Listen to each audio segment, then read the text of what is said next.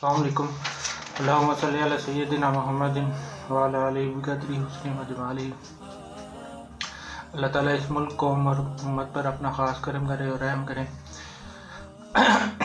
آج ہم بات کریں گے کہ جیسے نماز پڑھنا فرض ہے اور نماز جو ہے وہ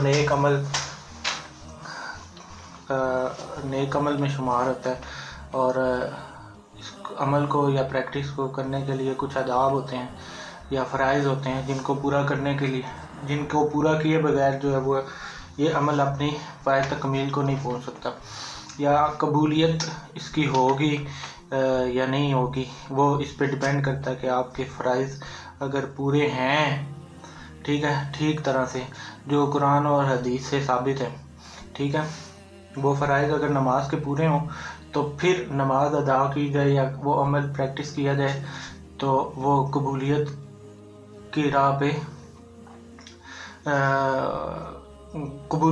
میں ہوتا ہے، ٹھیک ہے، وہ عمل پھر آگے جو قبول کرنا یا نہ کرنا وہ رب کی ذات پہ ہے، ٹھیک ہے۔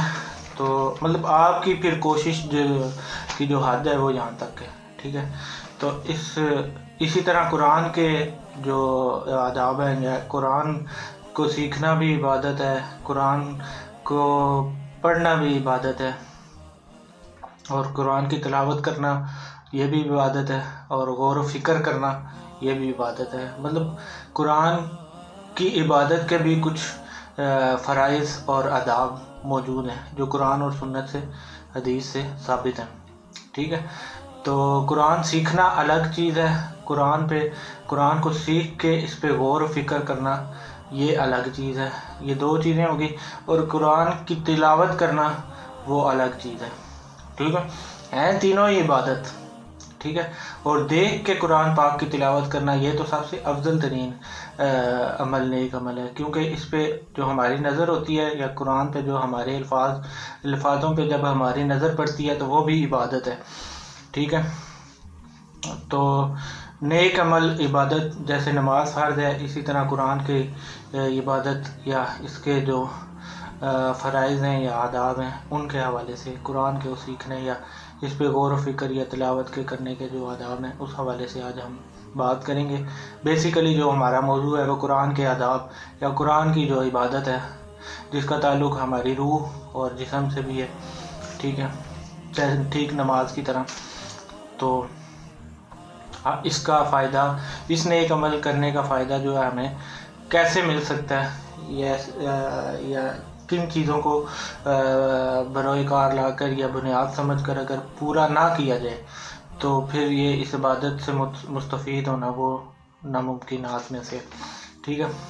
تو قرآن کے آداب عبادت یا اس نیک عمل کے جو آداب ہیں یا فرض ہیں اس پہ بات کریں گے آج ہم، ٹھیک ہے۔ جیسے ہم نماز پڑھتے ہیں، اور فرض نماز چونکہ 5 نمازیں 5 وقت پورے دن میں مقررہ کی گئی ہیں، ٹھیک ہے، یا مقررہ اوقات میں ہی ادا کرنا ہوتی ہیں، یہ وہ چیزیں ہیں، بنیادی چیزیں جن پر غور و فکر سے ہم عبادت، نماز اور کوئی دوسری عبادت، چاہے اللہ پاک کا ذکر ہو یا محمد صلی اللہ علیہ وسلم کی ذکر کی محفلات ہوں جس میں محمد صلی اللہ علیہ وسلم کی سیرت اور شخصیت کو موضوع بنا کر یا قائم کرنے والی ہر محفل جس میں درود پاک کا ورد بھی شامل ہو، قرآن پاک کی تلاوت ہو، اور ساتھ ہی ساتھ قرآن پاک کی تلاوت بھی موجود ہو، تو عبادت میں شمار ہوتی ہیں یہ ساری چیزیں، ٹھیک ہے۔ لیکن فرض عبادت نماز جیسے پابندی سے مقررہ ٹائم پر ہی ادا کرنا ہوتی ہے، یا تو قرآن اور ذکر، اللہ کا ذکر یا مصطفیٰ کریم صلی اللہ علیہ وسلم کی درود پاک کی محفلیں جو عام طور پر گھروں میں، مسجدوں میں، محلوں میں ہم سجاتے ہیں، ان کے انعقاد کے یا فرض عبادت تو یہ نہیں ہے، ٹھیک ہے، نفلی عبادت میں گنا جاتا ہے۔ تو عبادت کے ساتھ ضروری اور لازمی بھی چیزیں ہیں، یا یہ لازمی بھی ہیں انسان کی زندگی میں، فرض نہیں ہے لیکن نفلی جو ہے نفل عبادت گنی جاتی ہے، لیکن اس پہ بھی آپ کو شامل جو زندگی میں ان اعمال کو کرنا ہوتا ہے، ٹھیک ہے۔ تو کیونکہ محمد عربی یا نبی محمد صلی اللہ علیہ وسلم کے ذکر کے بنا عبادت اور عبادت جو ہے کہ بنا عبادت جو عبادت ہی نہیں ہوتی، ٹھیک ہے۔ جیسے رب تعالیٰ نے عبادت فرض نماز میں 5 وقت ادا کرنے کی تربیت دی ہے، اور بتایا ہے کہ نماز 5 وقت ادا کر کے ہی تم انسان دنیا میں موجود رہ کے مجھے یا اللہ عرش پر جو قائم ہے یا موجود ہے رابطہ قائم کر سکتے ہو. ٹھیک ہے، اس رابطہ کو قائم کرنے کے لیے ہی نماز پڑھنا ہوتی ہے. ٹھیک ہے، پابندی سے اور عمل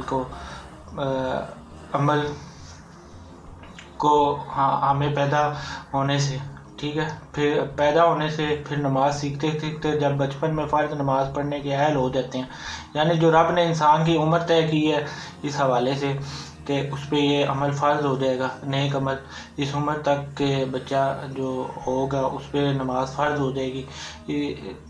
تو اس پیدا ہونے کی عمر اور بعد میں اس عمر تک پہنچنے تک جب تک انسان جو ہے فرض نماز اس پہ فرض ہو جاتی ہے، اس کی عمر جو ہے وہ 7 سال سے سیکھنے سے لے کر جو ہے 15 سال کی عمر میں تک جو رب انسان کو جو ہے عبادت سیکھنے یا فرض سمجھنے یا قرآن سیکھنے کے لیے جو 15 سال تک جو فری رکھتا ہے. ٹھیک ہے، اس پہ پھر ان چیزوں کا جو ہے گناہ یا غلطی کا وہ مرتکب نہیں ہو رہا ہوتا. ٹھیک ہے، تو مطلب اس ٹائم تک، اس عمر تک وہ سیکھ رہا ہے. ٹھیک ہے، تو فرض سمجھتے ہیں یا سمجھنے ہیں، ان کی پابندی اور ان کو طریقوں کو سیکھنا ہے.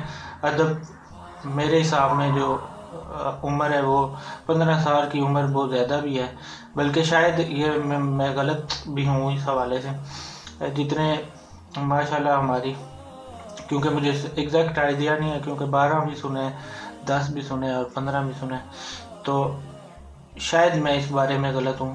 تو جتنے ماشاءاللہ ہمارے ذہین انسانی بچے یا اب جو ماڈرن اور ذہین ترین جو ذہانت سے لیس بچے پیدا ہو رہے ہیں، 10 سال کی عمر میں یا 7 سال کی عمر میں ہی ہمارے بچے آئی فون جیسی چیزیں، ڈیفیکلٹ ڈیوائسز کو کمال مہارت سے چلا رہے ہوتے ہیں یا آپریٹ کر رہے ہوتے ہیں. ٹھیک ہے، تو وہ چیزیں جو ہے سیکھنا زیادہ ڈیفیکلٹ ہے، تو یہ سیکھنا زیادہ آسان ہے.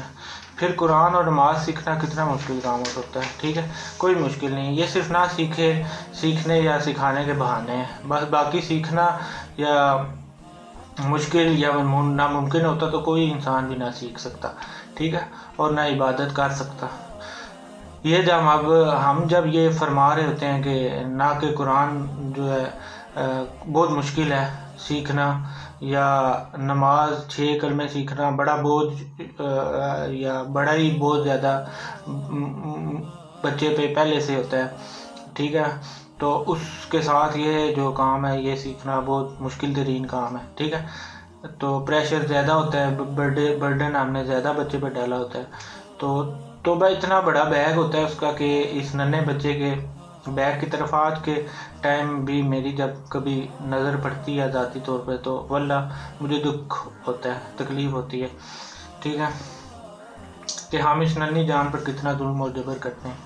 ٹھیک ہے، اس پر کتنا بوجھ ڈالتے ہیں، اس کی عمر سے بھی زیادہ، اس کے وزن سے بھی زیادہ، اس کی خوراک اور سیکھنے یا سے زیادہ اس پر ہمارا جو ہے اس پر دباؤ یا ذہنی پریشر یا اس پہ برڈن ڈالا ہوتا ہے. ٹھیک ہے، اس بچے پہ اتنی اس کی خوراک بھی نہیں ہوتی. ٹھیک ہے، جو کہ بچپن سے ہی ذہنی طور پر مفلوج کر دیتا ہے انہیں. ٹھیک ہے، یہ جو زیادتی ہوتی ہے یا یہ بوجھ یا پریشر جو ہوتا ہے. ٹھیک ہے، تو وہ بچپن سے ہی ذہنی طور پر مفلوج ہو چکا ہوتا ہے. یہ زیادتی، یہ بہت ذہنی طور پر جو ہم اپنے بچے کو جو ہے تباہ کر چکے ہوتے ہیں. وہ سوچنے سمجھنے اور خیر و شر کے فرق کرنے سے قاصر ہے پھر.